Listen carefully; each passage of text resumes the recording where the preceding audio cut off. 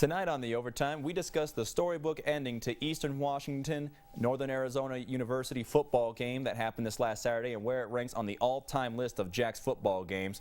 We give you a quick look back on the high school seasons for both cross-country units out of Cocoa and Flag High. And the Coyotes are off to a rocky start, to say the least, this year. Is it time to start showing some concerns for the Yotes? And the showdown between Cocoa and Flag High football teams is about to go down tonight. We'll give you our full preview of the game. All this and more coming up here on The Overtime.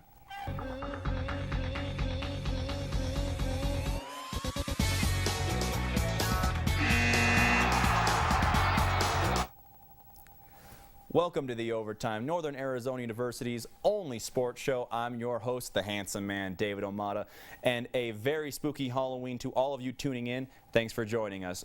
Joining me tonight in studio is the wonderful Miss Kaleigh Emery. Great to have you on the show here tonight, Kaleigh. Thanks, David, and happy Halloween to you, too. Thank you very much. Hopefully we can go out and get some candy here in just a few minutes. But first, let's start off with the amazing Eastern Washington Eagle, Northern Arizona University Lumberjack ending we all witnessed this last Saturday. Knocking off the #2 team in the country has got to be the biggest moment in the program's history, Kaleigh. Where do you think it ranks on the all-time list for the Jacks? You know, I was on the sidelines of that game, and it was crazy. Despite all the alums standing with me, making so much noise, it was a fantastic game. I feel like there have been a few crazy ending games, but when it comes to NAU football, it was one of the best. Now, we can't forget the awesome Ryan Reardon leap over Cal Poly's O-line from last season, which sealed an NAU victory, or any of the runs from last year's star running back Zach Bowman, but none of these were endings. The ending of this game was just ridiculous. After quarterback Chase Cartwright was taken out of the fourth and Jordan Perry was put in, I was quite nervous, but I think that Jordan has really matured on the field in a way that he can close out a game exactly how it needs to be. I mean, nothing really beats that last pass with 45 seconds left in the game to get to Dan Galito. I'm going to say this is one of NAU's best plays. Kaleigh, I was working the booth with Mitch Stroman during the game, and when Galindo caught that touchdown pass, Stroman dropped to his knees in tears, and he was still yelling out, "I believe in JP." It was the loudest I've ever heard that stadium, and I have every belief that we will never experience a moment as monumental as that one for a very long time, to say the least. I think it surpasses NAU's win over Cal Poly this year, and it takes the top spot over the best NAU performance of all time, and that includes the first game held in the Sky Dome back in 1977. The Jacks opened the Dome to the tune of a 25-24 victory over the University of Montana, courtesy of a last-second field goal. And after the game, Coach Jerome Sowers was asked the exact same question. This climbs very quickly. I was fortunate enough to coach in the national championship game, and you know those are what our level is all about. And so when you get to that, that's the pinnacle of FCS football. But just an overall satisfaction of seeing kids that were down and out and not having given much of a chance to find a way was gratifying beyond my ability to explain. I'm just so happy for them. And I know that that's a memory that most of them will have for the rest of their lives, and they won't soon forget. So for me, easily top three. And it's 39 years of coaching. That's a lot of games. And that was really special. Well, moving on from that, we will now start discussing the cross-country seasons for both Flag High and Coconino. Kaleigh, what can you tell us about the Eagles' season so far this year? All right, David. Well, starting things off at Flag High, the Eagles have had a back-and-forth year so far with their cross-country unit. The girls' varsity squad has been very successful as they haven't placed lower than 6th in any of their competitions so far this year. The boys have had a little more trouble, but they have a first-place finish back on October 15th during their city meet. We'll see if they can build on that, David. Well, good observations there, Kaleigh, for the Eagles. Now, in regards to the Coconino Panthers, they've had some impressive showings at meets as well, but they still have some room to improve. Their most recent race going into today was the 67th Mountain Sac Cross Country Invitational, where the varsity squad placed 12th out of 17 teams. They will look to improve their current standings with the meet they have at the Hidden Cove Golf Course coming up later on today.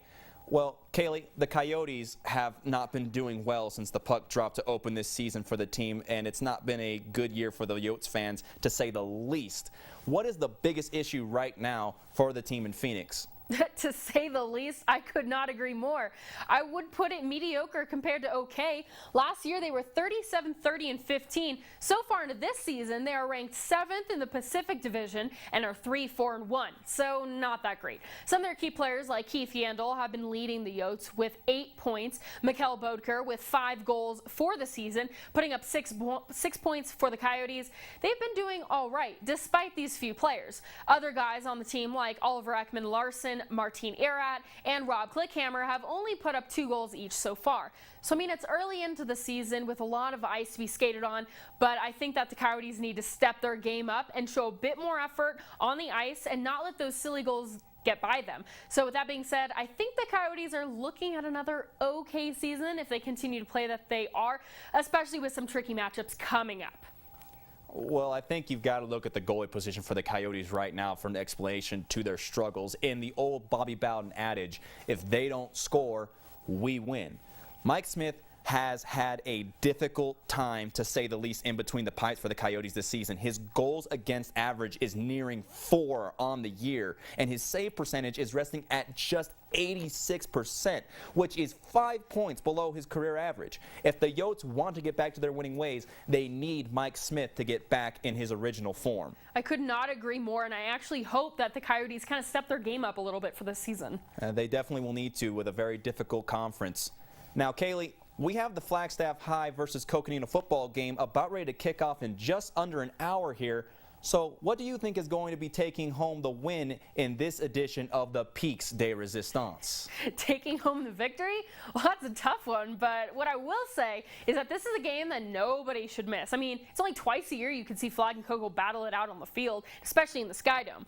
We've got the Flagstaff Eagles on one side of the field, a team that is 2-7 this season.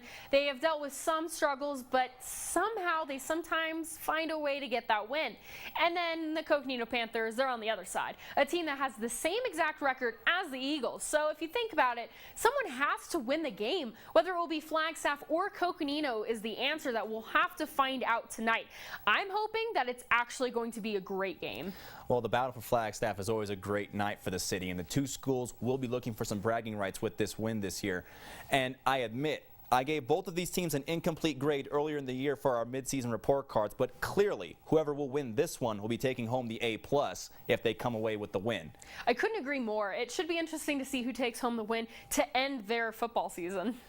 Well, all right, Kaleigh, thank you for joining me here, and we'll be seeing you soon in just a few minutes, I hope. All right, sounds good, David. All right, next up on the Overtime, we take a trip to the golf club to hang out with the NAU Golf team. Our reporters Cody Cameron and Austin Davis have the story. Please stay tuned. Welcome back. Now we will quickly send it out to our in-the-field reporter, Cody Cameron and Austin Davis, as they have talks with the NAU Golf Club about their season so far. Thanks, guys. I'm here standing right above hole 18 of beautiful Flagstaff Ranch Golf Club, and we're here with the midseason report for the NAU women's golf team. Senior Brittany McKee explains her success on the golf course this fall. I think my success has come from being a senior on the team. It's me wanting to take the next step of my game after deciding that I want to try to play professionally after I graduate, and that I want to be the leader on the team and, you know, influence these younger girls that, you know, we have a good program. Junior Jackie Lamar gives us a look on how she thinks the season is going and how the team is progressing so far. I think the season's going really well. I think we had a bit of a rough patch in the first tournament, but I mean, that's to be expected coming back from the summer. I think we have a lot of talent this year, and it just takes maybe a while to hone in on all of that talent, but I have no doubt in my mind that we're going to be a really, really, really good team in the spring, and we've shown that. I mean, we definitely showed that in Denver. We showed that in Palm Desert, that we can kind of come back, and I think that coming back in a season is more important than starting off well, because that kind of shows your character and the strength of your team. Head coach Brad Bedortha discusses his team's improvement so far this season. Quite well. We've had some tournaments where we've played really well in spots. We've had some tournaments at the beginning of the season we struggled a little bit. I've tried some new things as a coach, so it's been a little bit interesting putting those into place and slowly seeing them work out. But at the end of the day, I really like this team. I got some great personalities, and I think I have some great players. So they've been a lot of fun to work with for the most part. Improvement of the team clearly shows as senior Susanna Mejia sinks this chip shot. That does it here for your NAU women's golf team midseason report. Back to you in the studio. Special thanks to Cody Cameron and Austin Davis and the NAU golf team for that great report. Coming up, Haley, you've got our weekend preview for sports. What all do we have coming up? Well, David, we've got a pretty exciting weekend here in sports coming up, and I'll tell you all more about it after the break. Welcome back, everyone. I'm Haley Schikner. Starting us off, we've got a good rivalry football game tonight as the Coconino Panthers take on the Flagstaff Eagles right here at the NAU Skydome tonight at 7:30 p.m. Results for this game can be found at maxpreps.com.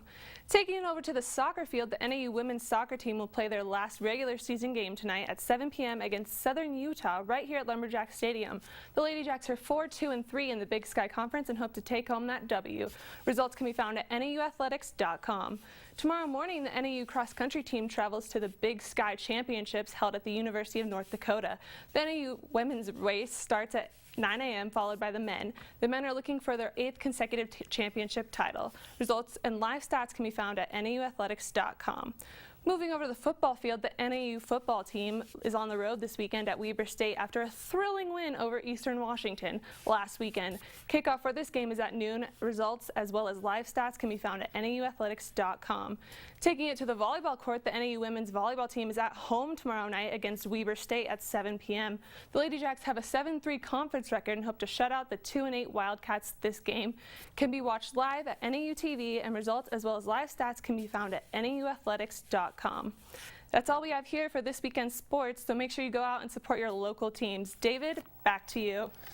Thank you, Haley, for the sports preview. It's going to be nice to have some games here going on at NAU, but I personally would love nothing more than a little bit of relaxation time and maybe some time to enjoy those Halloween treats after that homecoming game last weekend. Kaleigh, how about you? Yeah, I totally agree. I don't know if I'm going to be going trick-or-treating. I think that's kind of for smaller children.